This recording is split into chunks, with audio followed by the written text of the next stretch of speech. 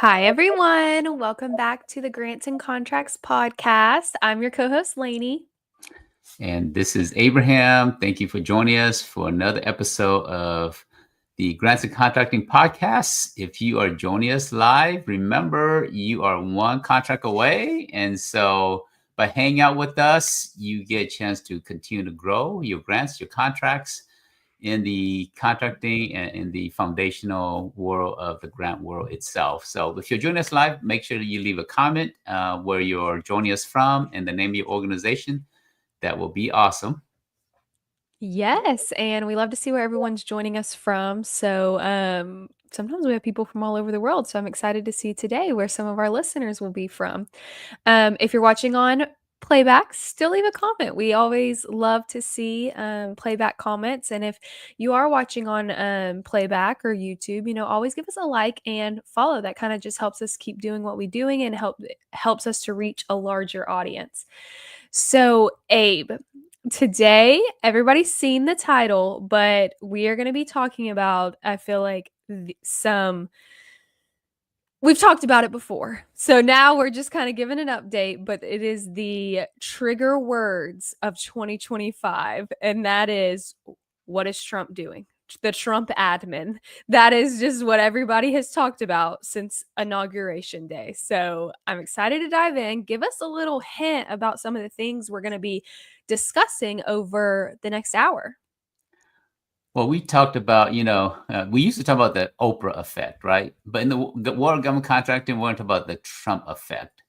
And Donald Trump, his new administration has brought a lot of changes, both positive and, not so positive. And so today we're going to be talking about all the different changes, a recap of what's happened in the last 7 months, because we're in month 8 now under the Trump administration. And so we're going to be talking about what's happened and how some of these changes can impact your company, your organization, as a small organization, whether you're nonprofit, for-profit. All of these changes here will have a direct impact on your organization. So we've got some very key things that we're going to be talking about. We're going to talk about changes with the FAR, the Federal Acquisition Regulation. We're going to be talking about the changes as it relates to subcontracting rules, the 8A audits, a summary of all the different things that's happened in the last 7-8 months. So stay tuned as we dive into these topics here. Yeah, and as always, I think that there's a little bit of fear that comes with this. I hope that since we're 7, 8 months in, we're getting over that, but there's always change, and with change comes fear. We want to instill that every admin has changes. So, this is not something that's new with the changes, but that the greatest thing you can do for your business and your company is be informed and then to pivot to those changes. And we're actually going to be talking about that a little bit, about some of those pivots you can do to be successful in this new government market, in this new admin, because we do have this for the next 3.5 years that we will be in this administration. And I've been in the industry. Some of you guys have been in the industry for a while. Some of you are fairly new in the government market. So I would say never let whatever you hear on the news control what you do. The media is, a lot of it is propaganda. And, whether you're, leaning left, right, in the middle, doesn't matter if you're Republican, Democrat, Libertarian, or neither, or none of the above. Government contracting is about not red or blue, as we always say. It's about green, right? It's about the money. So every administration comes in, you have to adjust to that administration to access the opportunities during those 4 years where that administration is pushing out their agenda, their policies, and their propaganda. So navigate through all the noises, the distraction, and grow and thrive in every administration. So that's part of what we're going to be talking about today. So if you're joining us, leave a comment of your organization and where you're joining us from. That helps us a little bit in this here. And if you're watching this a replay, like and subscribe and click on the notification bell before so that you can get all the alerts every time we do a live podcast here. Yeah, and we had a question in the chat, and so I want to go ahead and answer it. They asked, "Will there be anything presented on DoD contracts?" Yes, we're talking about some FAR regulations that have happened with DoD, and so that will be a little bit later in the podcast. So hang around. If anybody has any other questions, be sure to drop them as we're talking about anything. And I always try to keep up with the chat and just answer those as soon as I can kind of put it into the information that we're sharing. So yeah, Abe, let's dive in. All right, so let's talk about the Trump effect as it relates to grants and contracts in our world that we live in here. So while we go and talk a little bit about, before we go into the specific item, just what's your general sense, Lainey? I'll share my general sense also in terms of what I've seen and some general thoughts first, and then we'll go into some specifics here. So my general thought starting off is this here. Every administration has its pros and cons. And so I Mhm. think under the Trump administration, the major impact has been on the a lot of the contract termination and termination for convenience on behalf of the government. Some of you as small businesses, you've experienced that yourself where your contracts have been terminated. So I think that has had a big major impact. We'll go into some specifics on that in a little bit as well. And so I think overall, the Trump administration has hurt small businesses from the contract termination, but also some general sense. I think the Trump administration will help small businesses in the sense of simplifying the regulations. So we're going to dive into that, the specific of that as well. So I think, neither good or bad, and both good and bad at the same time. So from my general sense, what's your feeling, Lainey, as relates to the new administration? Yeah, so it's been a big learning curve or just figuring it out because I know you've seen multiple administration changes, and I'm interested if this is like the one with the biggest changes, if you feel that way. But with me kind of being in the last administration change, I was in it, but not like studying it the way I am, having to explain it to people, that kind of stuff. So I wasn't keeping it as involved. But I agree with you. I think that there's both pros and cons. I do come from the federal funding side and the grant side, and I've just seen that already hurt a lot of, nonprofits with stuff that's happening, so the simplification of stuff, but also the mass cuts, because sometimes, once again, on the news, you read all these crazy headlines and stuff that Doge did, and that's not necessarily what's happening on maybe that happened one time, but that's not really what an organization is doing or an agency is doing.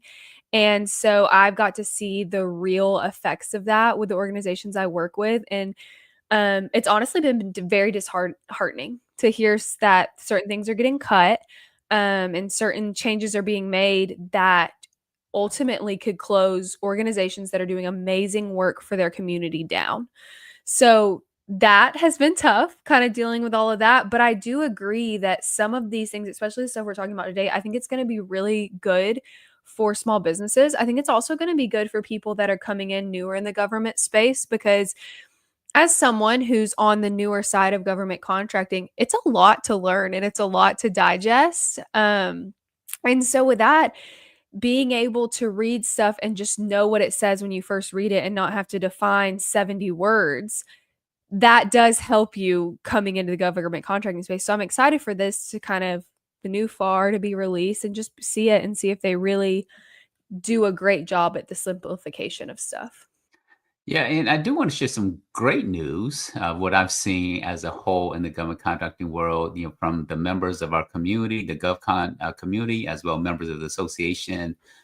Some of the members, they are getting contracts right now. Yes, we've gone through the cuts, right? I believe that all of the major cuts through Doge and through DI initiatives and other different things, all of that is more so behind us. There are going to be some more minor changes, cuts here and there, as the administration continue to adjust to their policies and their agendas.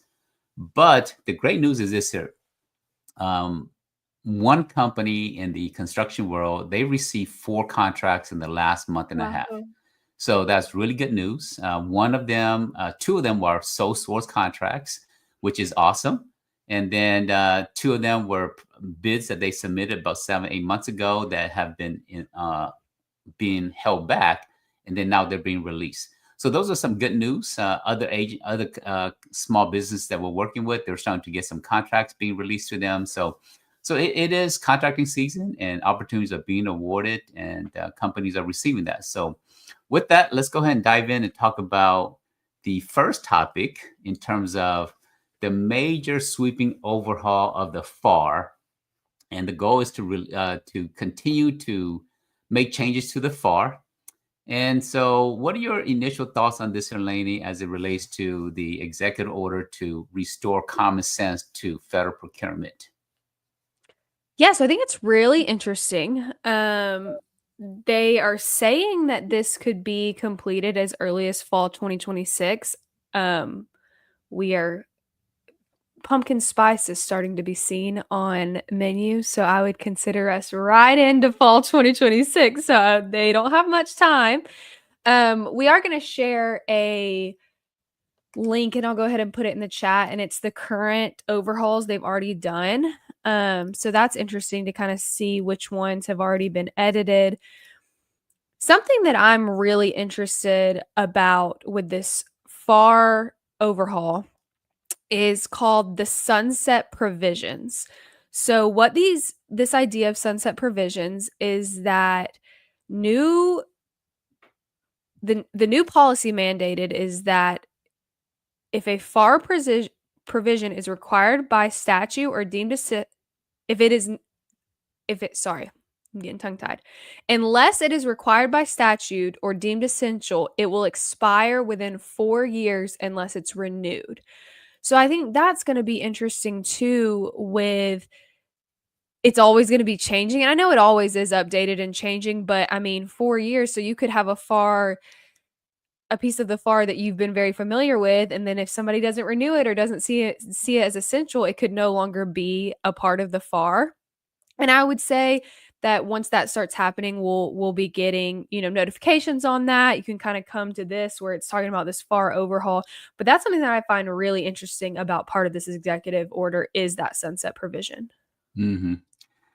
Yeah, the FAR is over 2,000 pages, and some of you, you love the FAR, you use it to your advantage, and some of you have never really looked at the FAR. But 2,000 pages, even contracting officers who are required to know the FAR. In my 17 years of doing government contracting, I read through most of the FAR, but I know less than 5 people that I have met that have read through all of the FAR. Now, Wow. I know that there's many other people that have read through it, but I'm just talking about in my years of working with, contracting officers, small business specialists, 16,000 companies that have gone through our training and our classes. I've only met 5 people that have read through the FAR. So it's not a lot of So people. I have a fun idea. How many points would you get? So we have a CCM class which teaches us about all of contracting and everything like that. It's a 12-week course, and we work on a point basis to find our valedictorian. How many points would someone get for completely reading through the FAR? We should probably give them 1,000 points just for reading through all the FAR, because we give out bonus points during class time. So Maybe 2,000 since it's 2,000 pages. yeah, 1 point a page. yeah, that might be good. But so this here is these are all the different parts. There's 53 parts of the FAR, and so these are all the parts that have gone through changes. Some of them are positive, some of them are not that positive. But these are some of the changes. So you can see part one have to receive 30 updates to it already. There's additional changes to part two and so forth. But there's two main parts in here that have not been touched yet. And this can be positive, or this can be, potential very risky in the coming days or coming months. Part 19. Now, if you know what part 19 is about, put in the chat. Let us know that, what is FAR part 19 about. And then if we go down to FAR part 44, it has not been touched yet. And so the two key main parts of the FAR that relates to most of you, which are small businesses. Now, if you're a large company, it does impact you to some degree as well.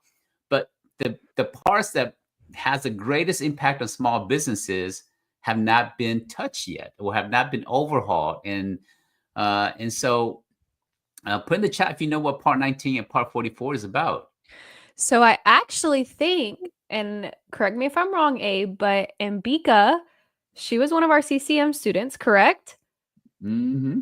Yep. Yep, she answered that part 19 is for small businesses. So 1,000 points for you if you were still in the class, but she has since graduated.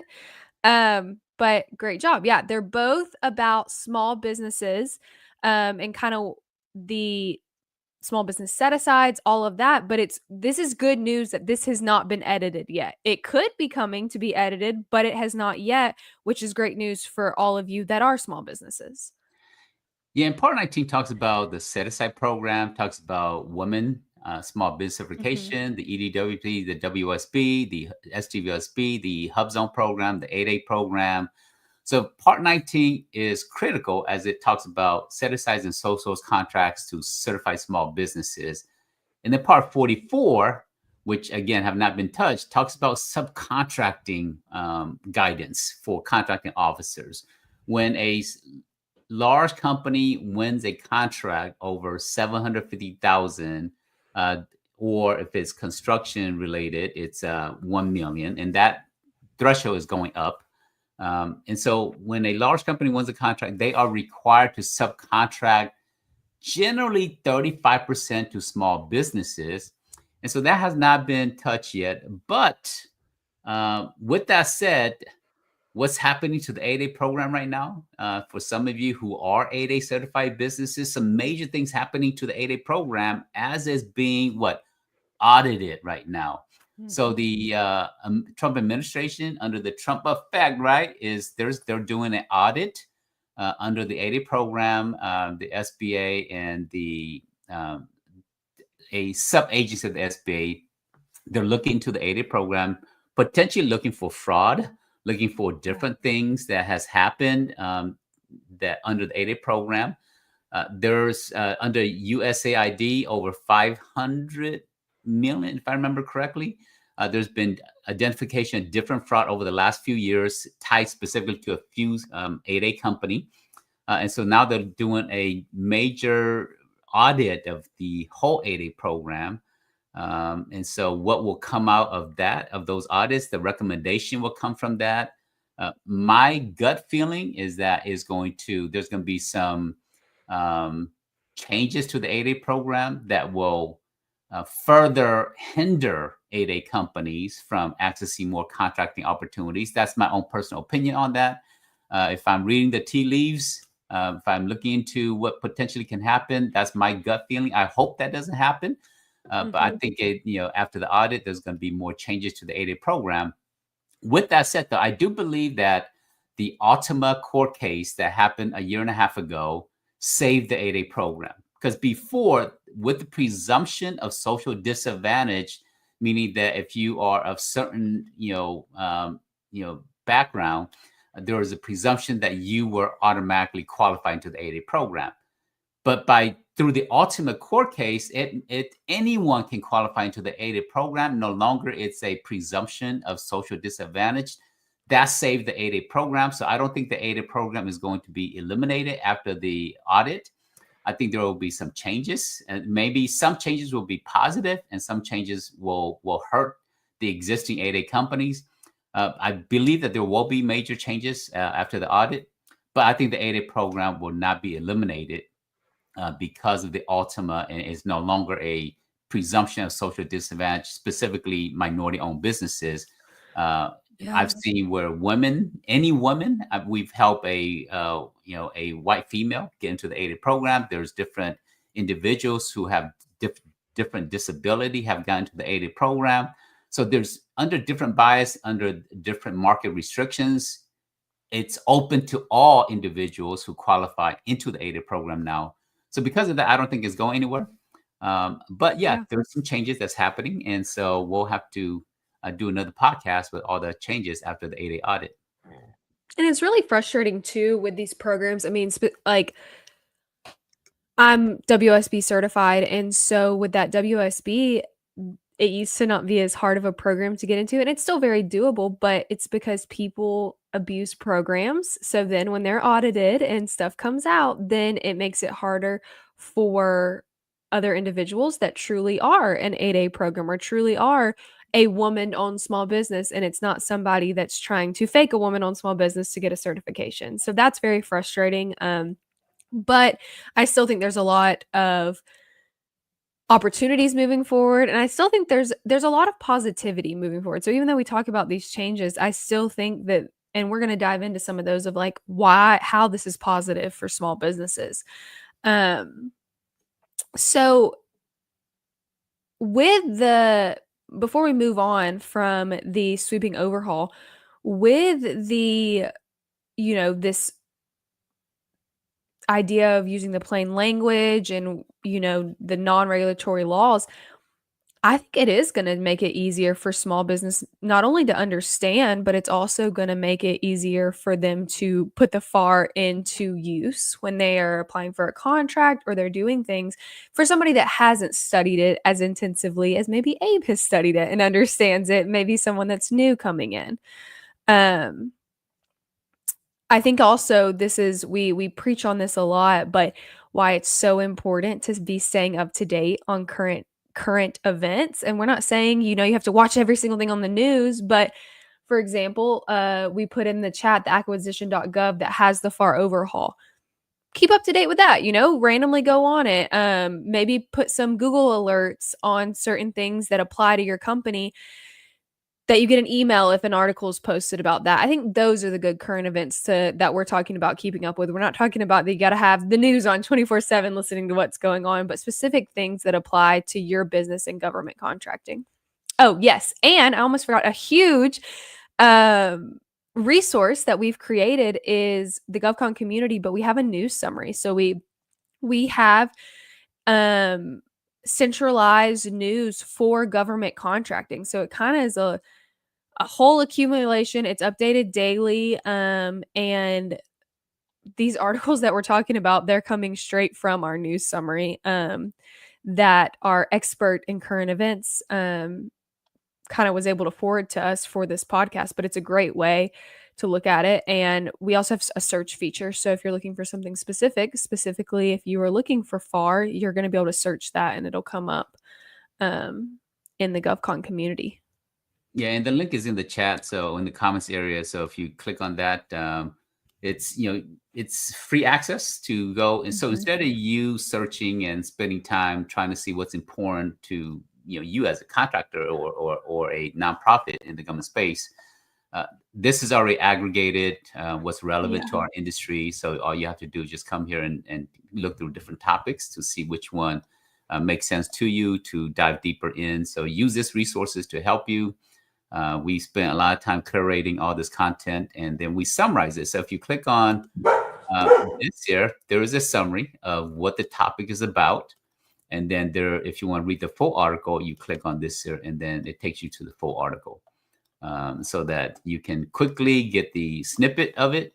And if it makes sense to read through all the details, then click on it, and it will take you to that there.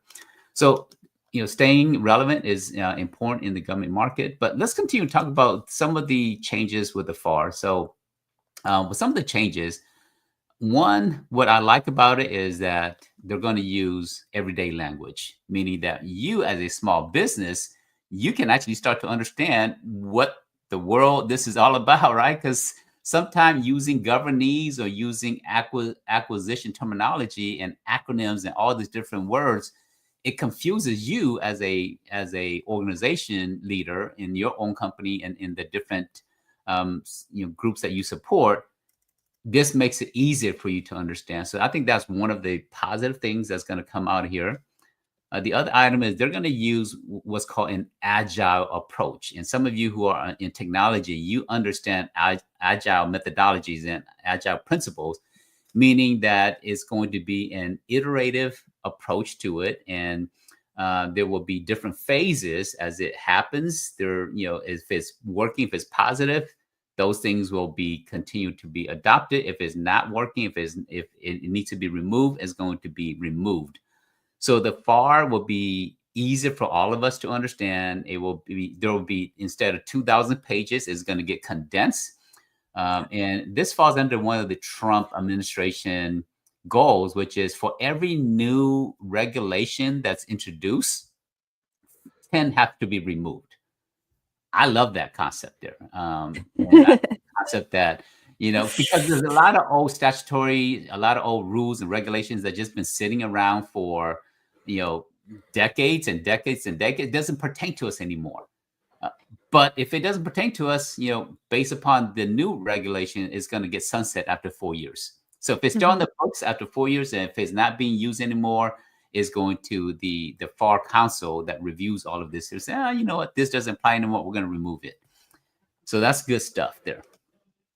Yeah, which that's a very tedious and big job to have is, "Oh, you wanna put this new one in? Okay, fine. Find some that don't fit anymore." That's a see, I feel like it's easy to put a new one in. It's hard to take those ones out because they do affect things. So, that's crazy. Yeah, so I think as it relates to the FAR, my general summary of this here is that it's going to be better for small businesses and nonprofit organizations that are doing grants and contracts. It's going to help you because there's going to be less to review, less pages. It's going to be done in everyday language, the vernacular versus governese terminology. And so I think overall it's going to be good for business as a whole. I agree. I agree with that, and I'm excited to see the changes that we'll see. And we'll, as always, this is why it's great to follow along with what we do because we always are doing these updates. So when we feel like we have enough stuff to talk about, we do another update, and so you can kind of stay with the current events and with GovCon community too, staying with the current events. So, Abe, let's dive a little bit. I know we have some listeners that they're waiting on this. Um, into the modernization of defense acquisitions. Hmm. So the executive order is called Modernizing Defense Acquisitions and Spurring Innovation in the Defense Industrial Base. So, what are some of your thoughts on this? It's the whole idea to modernize procurement practices. So kind of the same thing as what they're doing with the FAR. This just has specifically to do with the DoD. First, let me define defense industrial base. And Yeah. DoD, so over 2024, the total budget or contract awards to businesses was about $755 billion. Of that, about 55-60% of that was tied to DoD. About $400 billion was tied back to DoD. So practically, that means that if you are any organization in the government market, at some point you're going to do work with the DoD because they're just so big, so massive that you have to deal with DoD. So defense industrial base, or DIB, just means that you're one of the business or organization that does work for the Department of Defense. And within DoD, you get all the different major sub agencies, whether it's Army, Air Force, Marines, or the new Space Force. All of these different organization is important to you, and so defense industrial base. There's about 300,000 that are registered in SAM. Now, the total number of businesses that's registered in SAM is about 600,000. Uh, if you take out contracting officers and government agencies and so forth, it's really about 550,000 total that are business related. And of that, about 300,000 of them are doing work for DoD. So from a big picture perspective, that's really what we're talking about. Many of you are already DoD contractors, so you're already part of the defense industrial base. Lots of changes there with CMMC, with other different things, but we're not going to cover CMMC today. That's another podcast that we're going to be doing to really dive deeper into CMMC, which is going In to be 2 Monday weeks. in 2 weeks. So we'll be looking out for that. It'll be posted this week, and then we'll always mention it next week too. But yeah, so if you're interested in the CMMC, 2 weeks, we're having a special guest on. Yeah, so there's been some major cuts, through the Doge and so forth, tied back to DoD. But under the most almost every Republican administration, DoD spending has gone up, and I believe it's true under the Trump administration. The overall budget will continue to increase for DoD, so that's positive news. But some of the changes will continue to happen. And so, Lainey, what are some of the key changes that's happening under this modernizing the defense acquisition? Yes. So one of the changes is that they're calling for a reform focused on efficiency, innovation, and reducing waste or delays. And they're also seeking to better align the procurement with modern needs and evolving threats. And so I think this is interesting because I had told Abe, I wish I would have saved this. A while ago, when everybody was up in the air that we were going to go into World War III again, I had read an article and I had watched some videos about that. Once as America, we had a big stockpile of war materials, whether if it was ammunition and that kind of stuff. And now, whether if we've used it, if we've, given it away to other countries, we don't have that stockpile anymore. So I think this is interesting, of this idea of they're wanting to modernize stuff, but then also wanting to use, and I think this is also in another FAR that we're going to talk about in a minute. They kind of go hand in hand, but wanting to use products that already on market. So not putting out procurement for products that are like one of one that take years to create and cost all this money, but instead having the innovative ideas for commercial products. So I think that's an interesting idea moving in with the DoD. Yeah, there's two sides to the DoD, right? There is this the war or product or services that's related to military purposes. And when we, previously when we said that we're helping Ukraine with $10 billion in funding. Now, maybe 2 billion might be monetary support, but of that 10 billion, 8 billion of that is our older war-related equipment. So, for example, we're sending certain type of tanks, certain type of drones, certain type of arsenal, whether it is missiles or defense satellite systems. So we're sending billions of dollars of equipment over there, but we're also awarding new contracts. We're depleting our old stockpile that's 20 years technology or 30 years technology or 10-year technology. And so, yes, we're depleting our stockpile, but then at the same time, we're building new stockpile. And for most of you, some of you are anti-war, some of you are doesn't believe in that, supporting the war theater or the or militarization of different, the DoD itself, some of their goals and agenda, and so that's not necessarily you. But then, as it relates to DoD, there's also the traditional acquisition opportunities for example, IT technology, right? So there are some major changes that's happening as it relates to IT infrastructure and technology infrastructure. That's going to be major opportunities for you. Now, if you're not in IT, there's still other opportunities for you in the DoD world. DoD, just kind of give you a general thought, the Department of Defense as a whole has about 550,000 facilities worldwide. Mm-hmm. What does And that mean? you have to think those facilities, they need janitors, they need or janitorial services, facilities management services, landscaping. A lot of the ones, if you're thinking, they need food because they're feeding the military. The DoD, we said the government buys anything, but so does the DoD. They need everything. And the DoD, I don't know if y'all, those of you that have been long time listeners, one of our very first episodes, we talked to a lady and her first contract she ever got was babysitting.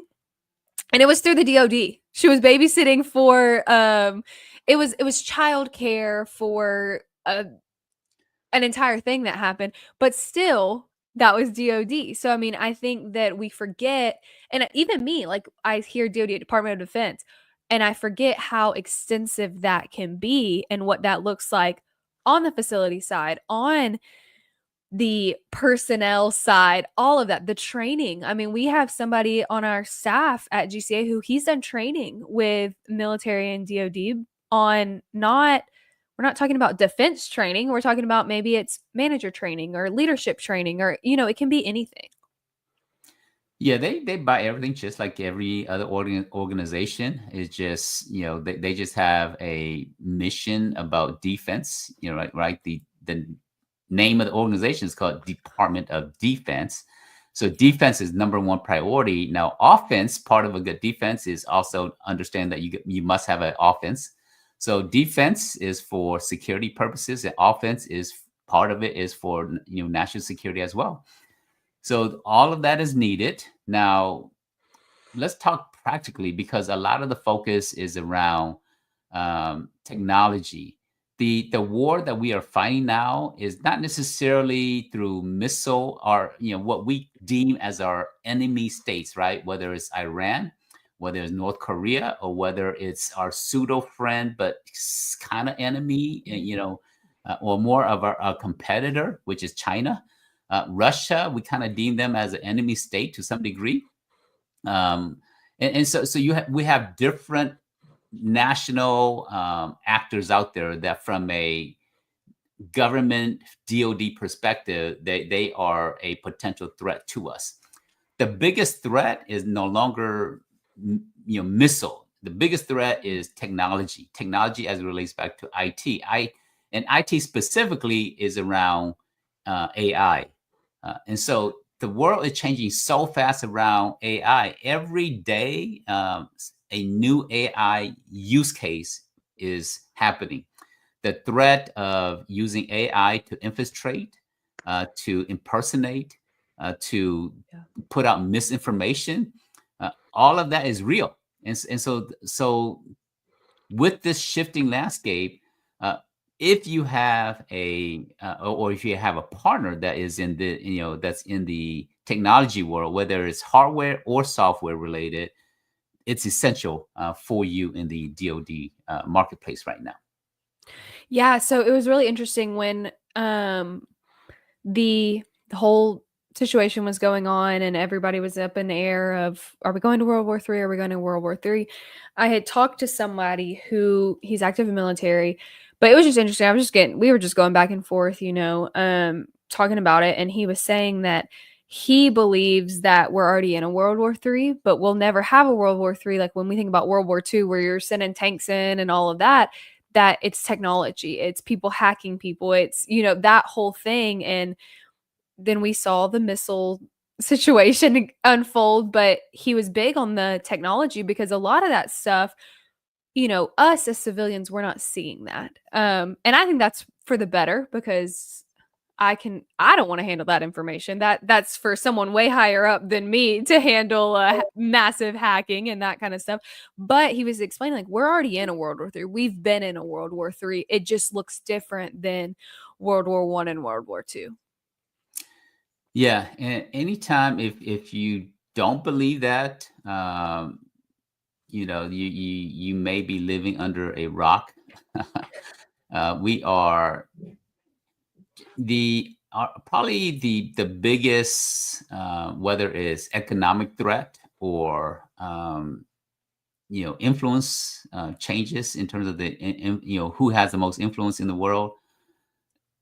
We as a nation, as Americans, we have taken more into a protecting mindset, whereas China's influence is continuing to grow worldwide. And this is usually what happens when the shift of world power happens, is when a nation expands its footprint nationwide and the incumbent, which is the United States, have been the greatest influence around the world. We start to protect what we're doing and start to shift. And so the sign of a shift in who is becoming more of a world power is when the current world power tries to protect what they have, and the new world power continues to expand their footprint. So practically, as an example, we shut down USAID, right? Which is a to do good around the world. We have this agency, USAID, to do good around the world. With that, there you continue to have your positive influence around the world, where we shut down USAID.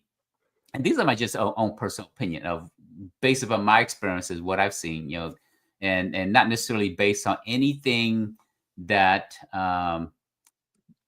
is. I'm not pointing to a specific scientific or research, but more so from what I've seen as a whole. So when a nation becomes more protectorate of what they have, that means they're losing power. When a nation continues to expand their footprint, that means they're gaining more influence, gaining more power around the world. So I think given where we're at, those are the signs that I'm seeing. Um, but DoD is still the largest. Now, another agency that we cannot ignore is Homeland Security. Homeland Security has increased their budget, and about 2 months ago, we talked about all the budget that's increasing, right? Homeland Security, DoD is one of the greatest increase in terms of the budget. Homeland Security is the other agency that we're seeing increase in terms of budget. So pay attention to Homeland Security, such as Border Patrol, right, or U.S. Coast Guard. Certain agencies continue to have their budget increase. Some civilian agencies are seeing the budget decrease, but it's always evolving, and so adjust as the market adjusts. Yep, I agree. That's the biggest thing is that as change comes, change with it. So let's head in where we don't have that much long left. And I know we have a couple more things we want to talk about. So let's talk about this one. It's the executive order of ensuring commercial and cost effective solutions in federal contracts. So the biggest thing about this is what I kind of had mentioned this, that it encouraged agencies to prioritize ready-made market tested solutions to drive savings and innovation. And it's looking to reduce custom like government unique requirements. That way that timelines and projects are able to be accelerated versus where we're waiting around 3 years or even longer, 10 years to have something built. What I've seen over the years is it takes a long time for the government to purchase something. Like, for example, if you're going to purchase, it takes you, let's assume the government wants to buy a certain AI technology, and it takes them 3 months or 6 months to acquire that. Well, that's like light years. If you're purchasing something today, but you don't finish the acquisition until 6 months from now, AI have evolved so much in 6 months, and or whether it's that or certain technology or software, 6 months is a long time, and so the government recognizes that, right? So they want to be able to access current market technology in a faster way. Whether it's new innovation, new emerging tech, whether it's quantum computing, AI related, or certain type of hardware that's being created, the long procurement cycle where there has to be a need that has to be established. Then there has to be appropriation from Congress. Then there has to be a market survey. Then it has to be a solicitation that comes out, and then proposal has to be reviewed, and finally 6 months later it's awarded to somebody. That does not allow us to move fast enough, right? As a nation, as we as taxpayer, we're paying taxes to the government, but if the government moves this slow, we are not working at the most efficient, most streamlined way of how to provide the support, the defense, the needs of our citizens. So the government, through this approach here, they're saying that we want to implement certain new ways of how we buy. So, for example, CSOs. CSOs, as some of you guys are familiar with, is started being utilized in 2017 in terms of test markets. Now, CSO stands for Commercial Solutions Opening, meaning that a contracting officer in agency can go directly to an OEM. OEM stands for Original Equipment Manufacturer. Now, the term OEM says equipment, but equipment could be software, equipment can be hardware, equipment can be any type of service or solutions. We just call it OEM for simplicity. So if the government wants to buy something from an OEM, original equipment manufacturer, they cannot do that because of the FAR, the Federal Acquisition Regulation. They have to go through a process to purchase it. And then if the manufacturer, the OEM, did not see the bid, they're not going to bid on it. What CSO allows the government to do is an agency can go directly to the OEM and say, hey, I want to buy this from you. So now it's treated more as a commercial purchase. Instead of using the standard FAR procurement process to where they spend 3-6 months to acquire something, the agency contract officer can go directly to an OEM, say, I want to buy this from you. Let's negotiate price. That is awesome news, right? That's going to create more of a streamlined process. That's going to be better for the manufacturers, the producers. But at the same time, that can impact you as a small business, as a organization. That can hurt you tremendously with this big shift. So the test market was, being done in 2017 under the Trump administration. They're saying we're going to use CSO more now, and this is going to be one of our preferred way of how we purchase from the private sector. So what does that mean for you practically? Lainey, what are your thoughts? If this is CSO is going to be a major shift under cost savings and under efficiency and streamlining, how will this impact small organizations out there? Yeah, so I think that this is just gonna push the whole this is a huge idea that we talk about with government contractors or GCA, but subcontracting and seeing if you can get in with some of these, maybe the larger primes that are gonna be doing these contracts, or even going straight to someone like a Microsoft or an Adobe and seeing what you can help out with. I think there's also the other side of it that with a contract, maybe Microsoft supplies the 365 or the Office 365, and then a small business comes in for the implementation part of that project. So I think there's two different ways that you can go about it if this is what you're doing and in this type of world. Yeah, so I'm gonna talk about some practical things that we've seen in the last 3 months or so when CSOs are started to happen. So through GSA and through other agencies, they went to these are examples. They went to Google, and the federal government is standardized on Microsoft SharePoint, which has been the bedrock of email communication and software and ERP solutions for the government, has been centered around SharePoint. And the government says, you know what, we're going to negotiate with Google for Google Workspace. Now, I've been a Google Workspace user for many years. I like their user experience a lot better than the Microsoft experience, and so I've been, I don't use Outlook, and I have not really touched that much. But the government negotiated directly with Google, and Google said, we're going to give you a 71% discount on Google Workspace. So all of a sudden, Google is paying, or the government is paying, 71% lower than what you and I are paying. And Google Workspace becomes accessible to government agencies now. Federal employees, federal workers can start using that should their agency, their sub-agency, or their local office decide to use Google Workspace. And now, in the past, some of you are Google resellers, Google partners. So so what this means is it's a new opportunity for you. And if you have only been using Microsoft as a solution to the government, now all of a sudden, new opportunity falls in front of you. You can actually be a Google partner and sell Google Workspace to government agencies. Now, they have different versions of Google Workspace that has to be compliant with FedRAMP and many other different compliance as well. But Google works on the compliance part.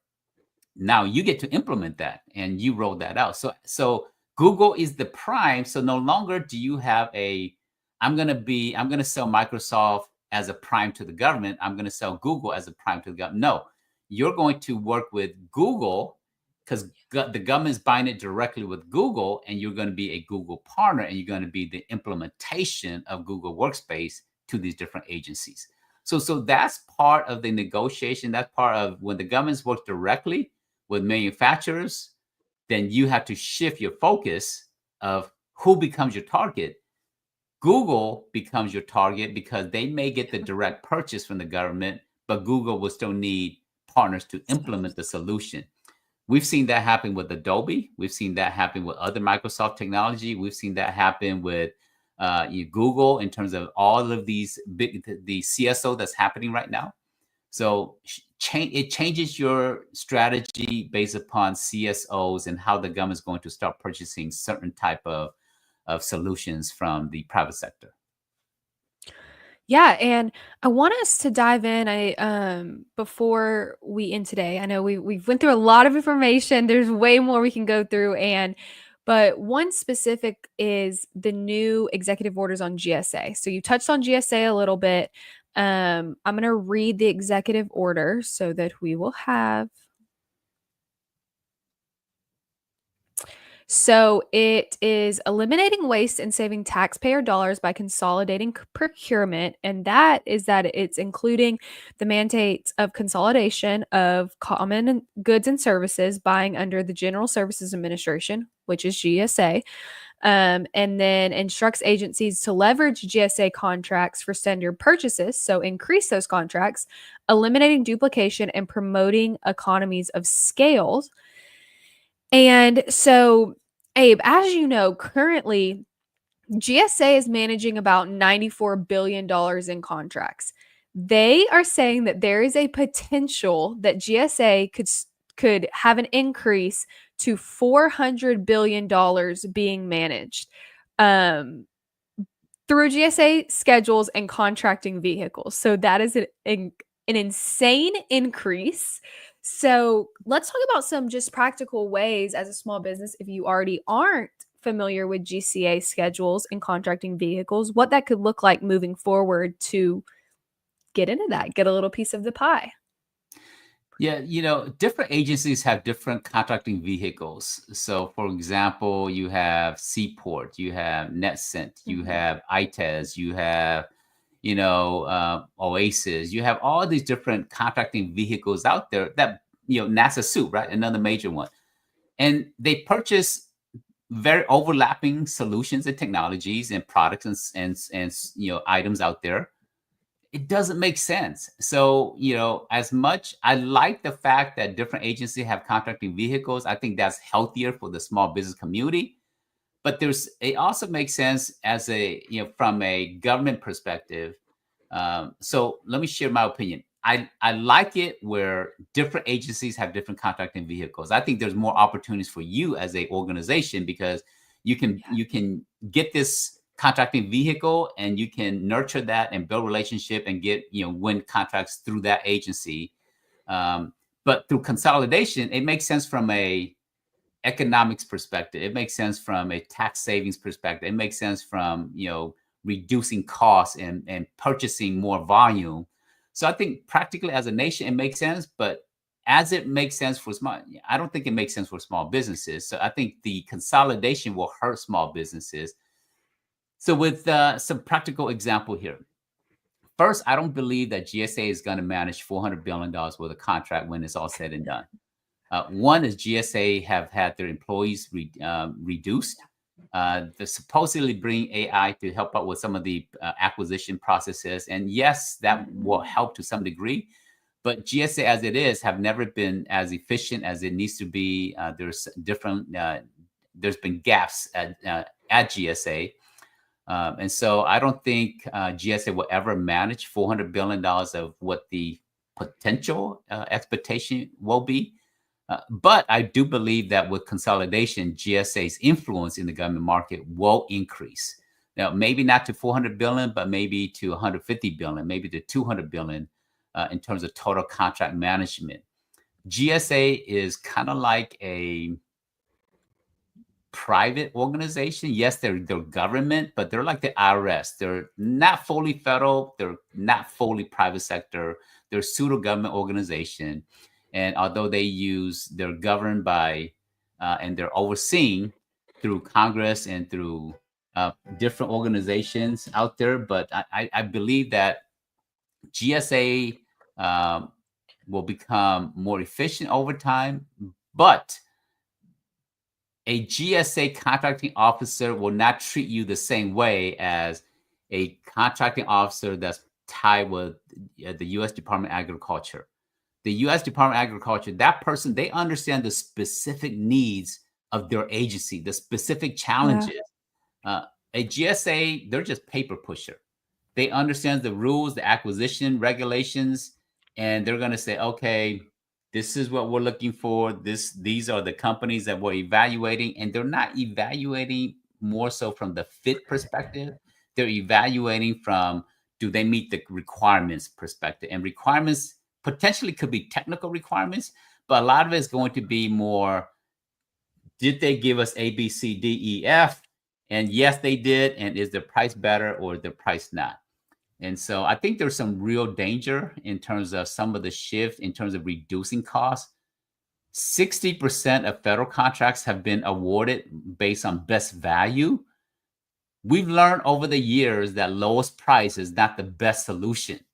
Why? If you're sending people to Mars, NASA is not going Yeah. to look for the cheapest, Spaceship. spaceship. They're not going to look for the cheapest metal. They're not going to look for the cheapest nuts and Yeah. bolts, right? If you're building missile defense, you're not looking for the cheapest. You're looking for the best.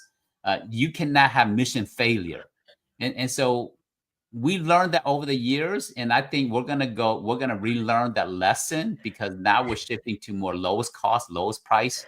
I think that's gonna be expensive lessons as we make some of these changes. Well, and I think that's interesting too. I don't know if you've ever read any of Trump's book, specifically. I think this specific story is in The Art of the Deal.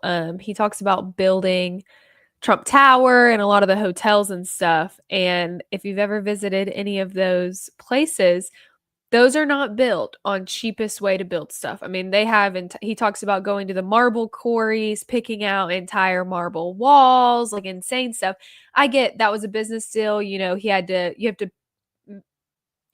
pay the money to make the money. I understand it's different. But at the same time, I think he does understand that because of his background. And so it's, don't learn this lesson the hard way of when stuff fails, when you get the lowest price and somebody's never done the job that needs to be done, and all the things that can come from it. As somebody who is in real estate and my husband's in construction, I see this all the time, and it does not turn out good if you have not seen this. So, interesting to see what will be the final outcome of some of those GSA initiatives. Yeah. So practically, what does that mean for you as an organization? Here's what it means. One is if you don't have a GSA a GSA schedule right now, you have to get one. Yeah. You will not survive or you will not grow. Maybe you might survive, but you will not grow the way you want to grow if you are not on one of the GSA contracting vehicle, whether it's a big GWAC contract or whether it's the Oasis or whether it's Stars 3 or Future Stars 4 or whether it's just a standard GSA mass multiple award schedule. If you do not have that, you will start to see that you're getting squeezed out of future opportunities. Now, these contracting vehicles, there's going to be thousands of people on some of these contracting vehicles. In the past, it might be 30 companies. It might be 100. But some of these contracted vehicles that GSA is going to be managing, it's going to have thousands, of companies on there, and so you're still competing against other businesses. But if you don't have these vehicles, you won't even be able to compete in the future. So you have to get on GSA. If you need more help with GSA, we do have a support system in place for that. So reach out to us. We'll be more than happy to guide you through the GSA schedule process and the qualification for that there. So just let us know. With that, that is the big shift. Now, one last few comments outside of GSA. We talked about CSOs earlier in terms of commercial solutions openings. Another big shift that's going to happen is OTA, other transaction authority. OTA also has another acronym, other transaction agreements. This is another big shift that has nothing to do with with GSA, but it has everything to do with how you approach government contracting. OTA, we're going to dive deeper into OTA in a different session, but I'll give you a quick summary today. This is happening as we speak right now. In the previous years, OTAs, few $1 billion, but now is getting to the billions of dollars. Is going to I think last year it was over $20 billion using OTAs. I believe that this is going to probably reach over $100 billion in usage of OTAs. So what is OTA? OTA is for emerging technology or new innovation, and it's treated as a commercial purchase. The government can negotiate directly with you if you have something new, something innovative that's going to solve a pain point for the agency. Now, I'm not talking about I have janitorial services and I'm going to use OTA as a contracted vehicle. That's not what we're talking about. If you have a new technology, new prototype, new innovation that you feel is a fit to a pain point that the government have, you can join a consortium of, and then that consortium will be your voice to a specific agency. And through OTA, you can receive a $50 million sole source contract for your technology, for your solutions in 90 days, and there's no protests through OTAs. If your technology or your solution, you can get a sole source contract up to $500 million over time as you create a prototype and then you start to roll out a solution up to $500 million sole source to your technology, to your solutions. So pay attention to some of these shifts that's happening. It matters to you. You will get left behind if you're not paying attention. So all of you who are joining us or who's watching this here on replay, you are ahead of the curve because now you're starting to say, okay, I need to pay attention to CSO. I need to get on GSA. I need to get OTAs and understand some of these new contracting vehicles that's going to be available for you as the market continues to shift and evolve. Yeah, so I want to mention next week's episode right quick.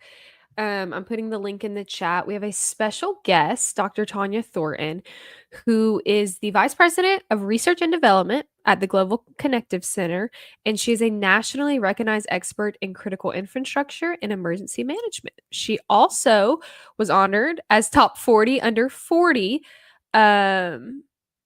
for International Association of Emergency Managers. So she's amazing. We have so much to learn from her. And we're going to be talking about unlocking multi-sector success next week. So I'm really excited to have her on and really excited for y'all to be able to come back and join in and just learn about her. And she's had so many experiences from her time in government contracting, different sectors. She's been, commercial sector, education sector, military. She has a lot of great advice to bring for us.